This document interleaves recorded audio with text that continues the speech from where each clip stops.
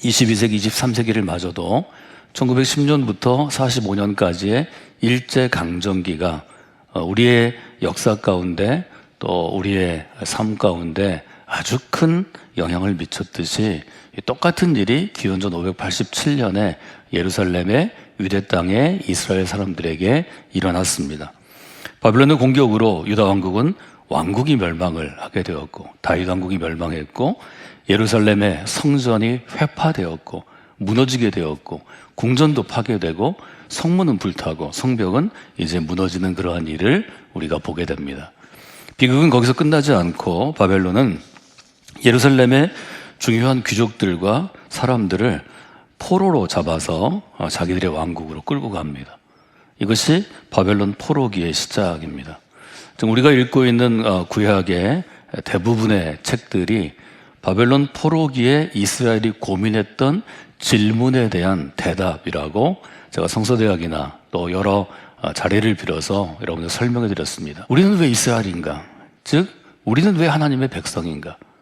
하나님의 백성은 하나님이 보호하시고 책임져 주시는 그러한 백성이고 나라인데 왜 하나님이 세우신 하나님의 나라 이스라엘이 망하게 되었는가? 이제 우리는 어떻게 살아가야 하는가?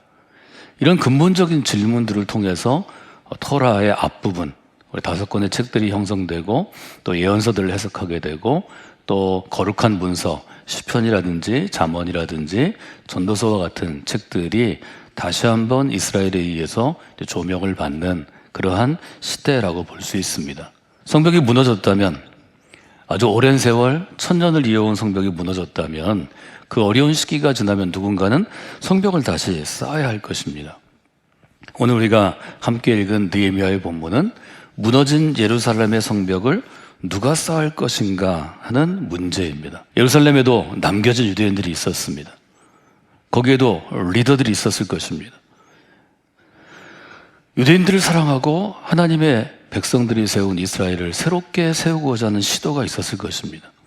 그런데 하나님께서는 예루살렘에 남겨진 유대인을 택하지 않고 유대가 아니라, 이스라엘이 아니라 이방 땅에 있는 유대인을 택하십니다. 느헤미야는 페르시아에서 아마 태어났던 것 같습니다. 그곳에서 교육을 받고 자라났을 것입니다.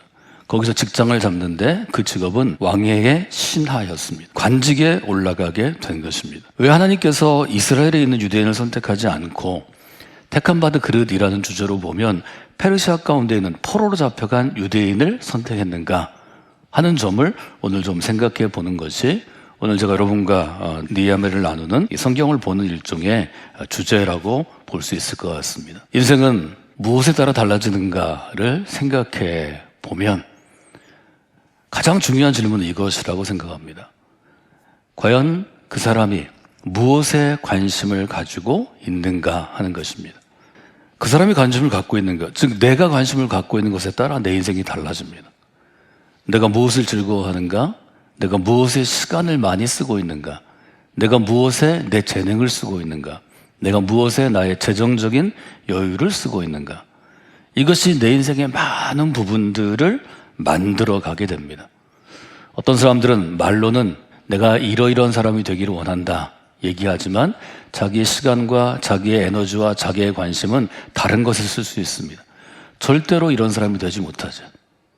자기의 시간과 에너지를 쓰는 곳에 사로잡힌 삶이 되고 말 것입니다. 느헤미야는 페르시아의 왕의 신하로 지금 살아가지만 예루살렘에 가본 적도 없고 예루살렘을 그가 꼭 그리워할 필요는 없지만 느헤미야 1장은 느헤미야가 예루살렘에 관심을 가지고 있다고 우리에게 전해줍니다. 1장은 이렇게 시작합니다. 하가랴의 아들 느헤미야의 말이라. 아닥사스다 왕 제20년 기슬르월에 내가 수산궁에 있는데, 이제 왕의 신하이기 때문에 왕을 따라서 수산궁에 있었습니다. 그런데 2절에 보니까 내 형제들 중에 하나니가 두어 사람과 함께 유다에서 내게 이르러 없기로. 형제 중에서 몇 사람이 예루살렘에 다녀왔습니다.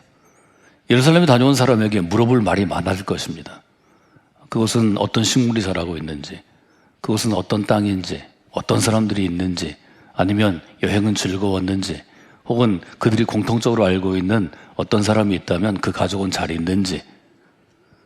느헤미야가 물어보는 것은 아주 분명합니다.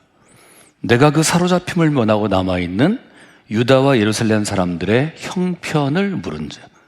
느헤미야의 첫 번째 질문은 무엇인가 하면 당신들이 방문한 유다와 예루살렘에 남아있는 사람들이 어떻게 살고 있는지를 묻습니다.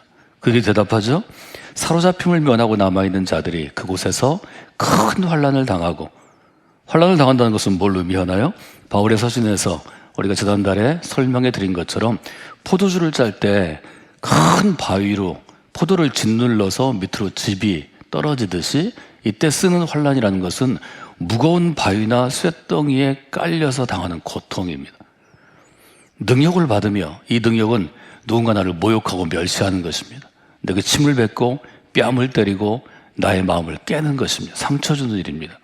예루살렘 성은 허물어져 있고 성문들은 불에 타 있습니다 라고 전합니다. 중요한 것은 느헤미야의 반응이죠.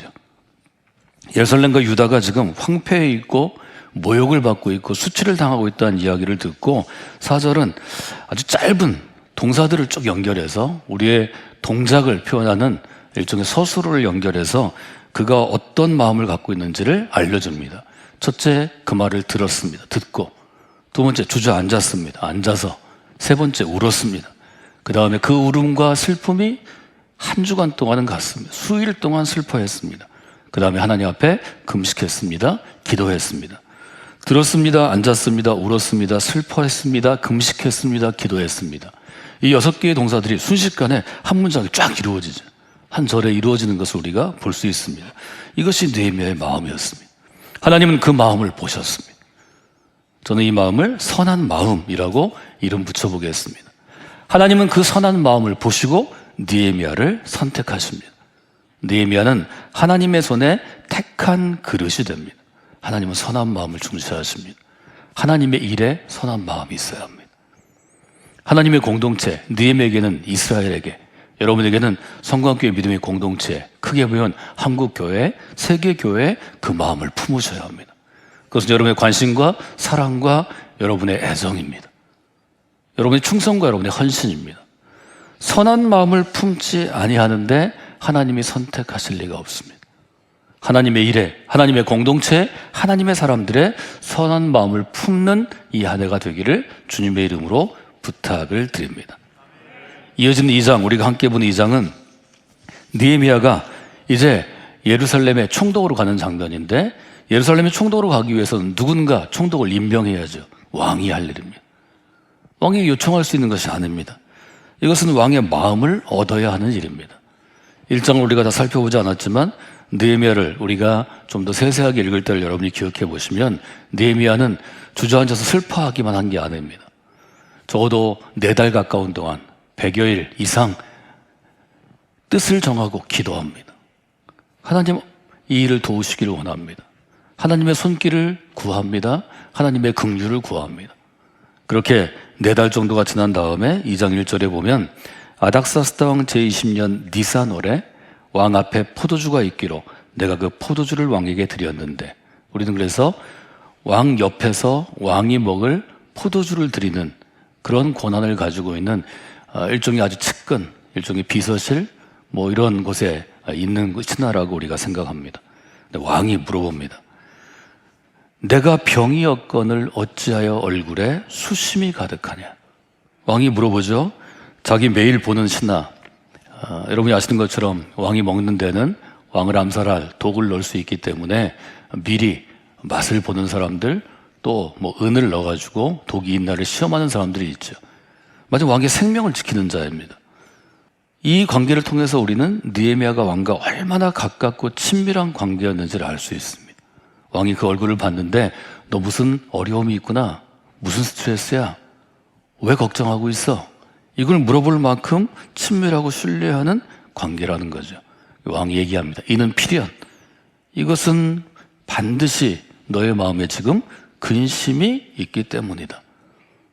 이어지는 3절은 느헤미야가 얘기하는 것을 보여주죠. 느헤미야는 아주 예절 바른 신하입니다. 왕은 만세수를 하옵소서, 오래도록 사시기를 원합니다. 저의 조상의 묘실이 있는 성읍이 이제까지 황폐하고 성문이 불탔는데 제가 어떻게 수심이 없겠습니까? 왕이 듣기 아주 좋은 말로 자기의 마음을 엽니다. 제 근심은 제 자신의 근심, 저희 가정의 문제가 아닙니다. 혹은 제 주변에 있는 신하들과의 문제가 아닙니다. 혹은 왕이 다스리는 국가의 문제가 아닙니다. 이것은 제 개인적이지만 개인적이지 않은 저희 조상들과 관계된 문제입니다. 이 당시에 조상들을 아주 중시했던 것을 여러분이 아십니다. 우리도 사실은 최근까지 유교의 영향으로 우리 조상들을 아주 중시하고 제사제도가 여전히 남아 있습니다. 왕이 그의 태생, 포로로 잡혀와서 갖은 고생을 하고, 그러나 그 마음과 그 정신은 유대 땅에 있는 아끼는 신하에게 묻습니다. 내가 무엇을 원하느냐? 내가 지금 너에게 무엇을 해주면 너의 근심이 소멸되겠는가? 내가 지금 너에게 무엇을 해주면 내가 지금 걱정하는 것을 잊고 왕인 나에게 너의 모든 것을 바쳐서 충성하겠는가? 이것을 좀 물어보죠. 그때 느헤미야는 내가 곧 즉시 하늘의 하나님께 묵도하고, 여기 묵도하고로 번역되어 있습니다. 느헤미야가 얼마나 철저하게 훈련된 믿음의 사람이고 경건하게 살려고 노력한 믿음의 사람이었는지를 잘 보여줍니다. 왕에게 충분히 그가 그의 지혜와 그의 입술로 대답할 수 있지만 하나님께 내가 대답할 말을 구하죠. 잠깐 왕은 눈치채지 못하게 하나님께 구했다는 거죠. 하나님, 제게 지금 말할 그 말을 제 입술에 두소서. 이것은 예언자들의 기도였습니다. 하나님 지금 하시고 싶은 말을 제 입술에 두시기를 원합니다. 나의 인생은 지금 왕 앞에 있는 내 지금 이 말은 나를 위하여 나의 손을 세우는 시간이 아닙니다. 하나님께서 나를 택하셔서 지금 이스라엘을 위하여, 예루살렘 황폐된 성읍을 위하여 무언가 말씀하실 게 있다, 이렇게 고백하는 거죠. 그리고 5절에 얘기합니다. 왕이 만일 좋게 여기시고 종이 왕의 은혜를 입었으면 저를 유다 땅, 내 조상들의 무덤이 있는 곳으로 보내셔서 그 성을 다시 건축하도록 도우소서. 저희들이 자세하게 지금 이 앞부분을 읽는 게 아니니까 제가 자세하게 읽지 않지만 6절에 보면 왕후도 그를 돕습니다. 그리고 느헤미야는 지난 100여일 동안, 4달 동안 생각하고 계획한 것들을 왕에게 얘기합니다.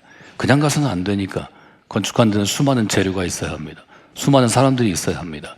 주변에 있는 이방 국가들이 반대하지 않아야, 방해하지 않아야 합니다. 그러니까 왕에게 명령서를 받죠.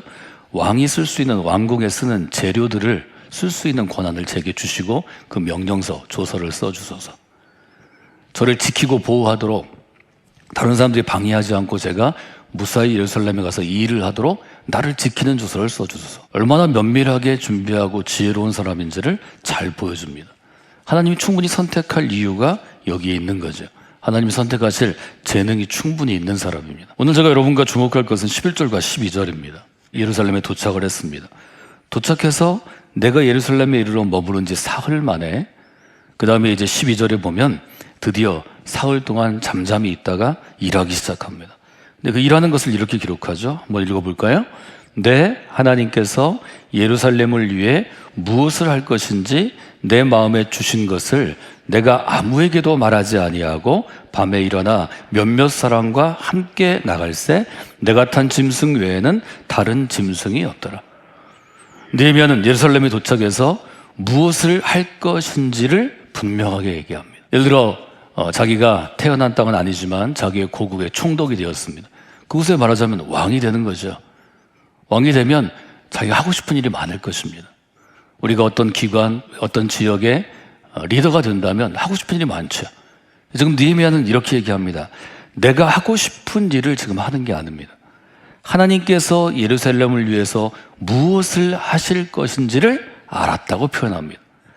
이것이 택함받은 그릇이 살아가는 방식입니다. 우리는 우리 인생 가운데 세운 나의 뜻을 위해서 노력하는 사람들입니다. 바쁘게 일하기도 하고 나의 시간과 나의 재능을 다해서 열심히 공부하기도 하고 누군가의 인정을 받기 위해서 열심히 그 사람과 관계를 갖기도 하고 뭐 여러 가지 선물을 쓰기도 합니다. 그래서 결국 나의 뜻을 이루게 되면 그때 우리에게 주어지는 자유, 우리에게 주어지는 어떤 권력, 힘, 우리에게 주어지는 내가 쓸 수 있는 사람들, 내가 쓸 수 있는 재정을 가지고 내가 하고 싶은 일을 하는 것을 우리는 크게 성공했다, 이렇게 표현합니다. 그 사람들이 성공 세미나도 하고 성공에 대한 책도 쓰고 우리가 따라다닙니다. 성경은 하나님께 택함받은 사람은 하나님께서 어떤 포지션에 우리를 올려주시면 내가 하고 싶은 일을 하는 사람이 아니라 하나님께서 하시고 싶은 일, 여기 예루살렘을 위해 무엇을 할 것인지를 첫 번째에 둬야 한다는 것입니다. 하나님의 일 퍼스트입니다. 택한 그릇으로 우리가 쓰임받기 위해서는 내가 하고 싶은 일과 하나님께서 원하시는 일을 분별할 줄 알아야 합니다. 분별만 하는 게 아니고 내가 하고 싶은 일을 뒤에 두고 하나님께서 지금 꼭 행하셔야 할 일을 앞에 둔다는 것입니다. 이것이 하나님의 뜻이 가지고 있는 의미입니다. 하나님은 이 점을 중시하셨습니다. 느헤미야를 바라보실 때 하나님의 손을 중시하셨기 때문에, 느헤미야가 하나님의 손을 세우기를 원했기 때문에 그를 더 귀하게 쓰신 것입니다. 여러분이 그런 인생으로의 전환이 성광교 믿음의 공동체를 통해서 여러분의 삶 가운데 아주 자주 여러 번 견고하게 있기를 주님의 이름으로 부탁을 드립니다. 예루살렘에는 성벽을 둘러싸이는 그 성벽에 문이 나 있습니다. 우리가 서울에 가면 쉽게 볼 수 있는 게 남대문입니다. 남쪽의 문이라는 거죠. 또 쉽게 볼 수 있는 게 동대문입니다. 남대문과 동대문이 서울역에서부터 시작해서 이제 동대문까지 이르는 그 큰 길로 해서 천장리로 이어져 있습니다. 메인 도로죠. 서울에는 4개의 문이 있었습니다. 한양도성에. 예루살렘에는 10개의 문이 있었다고 그러죠. 13절에 보면 그 밤에 골짜기의 문으로 나가서 용정으로 해서 본문을 거쳐 샘문을 통해 기드론 시내를 따라서 성벽을 쭉 살펴보고 골짜기 문으로 돌아옵니다. 그 밤에 몇 사람만 데리고 다른 사람은 모르게 성벽을 직접 보는 것입니다. 왜 밤에 나갔을까요? 왜 몰래 나갔을까요? 왜 서너 사람 자기의 측근만 데리고 갔을까요? 실제로 예루살렘 성벽을 확인해야 했기 때문입니다. 그 전에 예루살렘의 상태, 예루살렘은 어떤 지파들이 어떤 영향력을 갖고 있는지, 누구와는 사이가 어떤지 아마 다 조사를 했을 것입니다. 그러나 백성들이 어떻게 살고 있고 성벽은 어떻게 무너지고, 실제로 내가 공사를 하고 건축을 한다면 성벽을 어떤 방식으로 어느 정도 기한에 어떻게 세워야 하는지를 실제로 보기를 원합니다. 이것은 느헤미야가 갖고 있는 아주 큰 장점이었습니다. 실제로 자기의 눈으로 확인해야 할 것을 보지 아니하면 다른 사람의 눈으로 보고 다른 사람이 판단하고 다른 사람의 보고서에 의지해서 결정해야 합니다. 현장과 동떨어진 결정을 내리기 쉽습니다.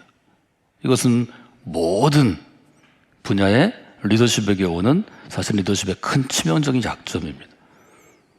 느헤미야를 하나님 선택하신 것은 그가 선한 발로 예루살렘의 상황과 백성들의 상황을 잘 볼 수 있는 사람이었기 때문일 것입니다. 하나님은 선한 발을 중시하십니다.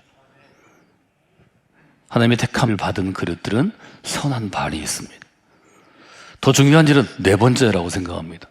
성벽을 돌아본 후에 느헤미야는 무엇을 했나요? 16절에 보면 이렇게 기록되어 있죠. 방백들은 내가 어디 갔고 무엇을 하였는지 알지 못하였고 나도 그 일을 유다 사람이나 제사장이나 귀족이나 방백들이나 일하는 사람에게 알리지 아니합니다. 17절이 아주 중요한데요. 아까 저기 12절을 같이 읽었고 17절 같이 읽어볼까요? 후에 그들에게 이르기를 우리가 당한 곤경은 너희도 보고 있는 바라. 예루살렘이 황폐하고 성문이 불탔으니 자 예루살렘 성을 건축하여 다시 수치를 당하지 말자 하고 17절을 보면 지금 느헤미야는 자기들이 앞으로 함께 일할 사람에게 자기가 해야 할 일을 분명하게 전합니다. 여러분, 느헤미야도 이 어려움이 있는 것을 너무 잘 알고 있습니다. 할 말이 많았을 것입니다. 그 전에 사람들이 하지 못한 일입니다. 우리에게는 성을 건축할 만한 충분한 재료가 없습니다. 왜냐하면 재료를 사기 위해서는 막대한 재정이 필요하기 때문입니다. 우리에게는 일할 만한 사람이 적습니다. 우리는 이 일을 추진할 강력한 정부가 없습니다. 우리는 이방 민족의 공격으로부터 대비해야 되는데 우리를 지켜줄 군대도 없습니다. 하지 말아야 될 이유는 느헤미야에게도 똑같이 있었습니다. 느헤미야는 오랜 시간 준비하고 예루살렘에서 돌아보고 그 다음에 이렇게 얘기하죠. 우리가 당한 공경은 여러분도 보고 있는 것입니다. 우리 현실은 고통스러운 것입니다. 우리는 황폐한 가운데 있습니다. 우리는 비참합니다. 예루살렘은 황폐하고 성문이 불탔습니다. 그러나 우리가 지금 해야 될 일이 있습니다. 황폐하고 비참하고 불탔기 때문에 다시 건축해야 합니다. 다시 수치를 당하지 않아야 합니다. 이것은 하나님께 선택받은 하나님의 리더만이 볼 수 있는 눈입니다. 할 수 없어. 이것 때문에 안 돼. 이것 때문에 안 돼. 이것은 보고서로 수백 페이지를 쓸 수 있습니다. 그러나 하나님께 택함 받은 그릇이고 예루살렘 성을 다시 쌓기 위하여 무너진 성벽을 다시 축조하기 위해서 하나님이 선택했기 때문에 그는 사람들에게 하나님이 행하실 일을 미리 보고 미리 알려줍니다. 자, 하나님의 성을 건축합시다. 다시는 수치를 당하지 말아야 합니다. 저는 이것을 거룩한 기대라고 2021년 작년에 계속해서 여러분에게 신앙의 핵심은 거룩한 기대에 있다고 말씀을 드렸습니다. 여러분의 인생이 황폐할 수 있습니다. 여러분의 인생이 주저앉고 낙심하고 실패한 인생일 수 있습니다. 그러나 예수 그리스도를 만나면, 예수 그리스도를 만나고 성령께 믿음의 공동체 안에서 여러분의 인생을 살아가시면 하나님께서 새롭게 무너진 성벽을 세울 수 있도록 여러분을 일으켜 세우실 것입니다. 이 기대를 가지고 우리는 나아가는 것입니다. 우리나라 역사에서는 한국교회가 너무 많이 경험했죠. 일제강점기의 그 어려움 속에서도, 그때는 교회도 없고 목회자도 없고 성도도 적을 때입니다. 전쟁 가운데서도, 전쟁 후에 가난한 시기에서도 한국교회는 어렵고 힘들 때마다 다시 일어서는 놀라운 은혜의 역사, 부흥의 역사를 경험했습니다. 우리는 이것을 하나님이 주시는 환상이라고 고백합니다. 느헤미야라는 이름의 뜻이 있습니다. 여호와께서 위로하십니다, 이런 뜻입니다. 황폐한 곳에 있기 때문에, 고통스럽기 때문에 하나님께서 느헤미야를 택하셔서 위로케 하시고 다시 성을 세울 수 있도록 그 마음 가운데 믿음을 주시는 것입니다. 우리 이런 사람을 믿음으로 비전의 사람이라고 부릅니다. 환상의 사람이라고 우리가 얘기할 수 있겠습니다. 느헤미야 18절에 보면 아주 분명하게 이렇게 도전합니다. 또 그들에게 하나님의 선한 손이 나를 도우신 일과, 느헤미야는 이렇게 얘기하는 것입니다. 하나님의 선한 손이 지금 돕고 있습니다. 우리가 어떻게 성을 건축할 수 있습니까? 우리는 이미 황폐한 땅입니다. 우리에게는 가진 돈이 없습니다. 우리에게는 전문가가 없습니다. 사람들이 마음을 앞에서 일하지 않습니다. 우리를 일으킬 강력한 리더와 정부가 없습니다. 거기 얘기하는 거죠. 성벽을 건축하는 일은 여러분 선한 일입니다. 우리가 믿음으로 선한 마음을 품어야 합니다. 우리가 믿음으로 선한 손을 들어야 합니다. 우리가 믿음으로 선한 발로 걸어가면 선한 일을 감당하게 될 것입니다. 우리가 믿음으로 선한 일을 감당하고자 하면 하나님께서 도우시는 것입니다. 여러분, 우리 교회 가운데서 이런 일을 여러 번 경험하셨습니다. 우리가 교회를 지을 때도 이런 일들을 경험합니다. 한국 교회의 역사 가운데도 이런 일을 경험하십니다. 여러분 가정의 역사에서도 이 일을 경험하셔야 합니다. 여러분 개인의 인생에서도 이러한 일을 경험하셔야 합니다. 저는 이것을 믿음의 선한 고백이라고 이름을 좀 짓고 싶습니다. 저를 따라서 하실까요? 하나님의 선한 손이 우리를 도우십니다. 코로나 바이러스가 우리의 삶을 여러 면에서 너무 많이 바꾸어 이미 놓았습니다. 코로나 이전과 코로나 이후가 달라졌습니다. 지금은 이제 코로나를 풀어놓을 수밖에 없는 위드 코로나로 이제 한국 정부도 갈 수밖에 없는 것 같습니다. 미국이나 유럽이 그랬듯이 우리도 그렇게 갈 것이고, 신앙생활과 우리 일상의 삶의 변화가 있을 것입니다. 여러분, 변화는 힘든 것이고 미래는 알 수 없기 때문에 좀 두려움고 근심이 있지만, 우리가 선한 마음을 품고 선한 손으로 선한 발로 선한 일을 행하면 하나님께서 우리를 도우십니다. 이것이 택한 하나님의 그릇으로, 택한 주님의 그릇으로 쓰임받는 인생들이 반드시 생각하고 결단해야 될 일입니다. 이 한 주간 또 금년 한 해 동안 여러분이 하나님께서 나를 택하셨습니다. 내가 선한 마음을 품습니다. 선한 손을 세우겠습니다. 선한 발로 제가 일하겠습니다. 그리하면 하나님께서 우리를 도우셔서 선한 일을 완성케 하실 것입니다. 여러분께 쓰임받는 귀한 한 해가 되시기를 주님의 이름으로 축원해 드립니다.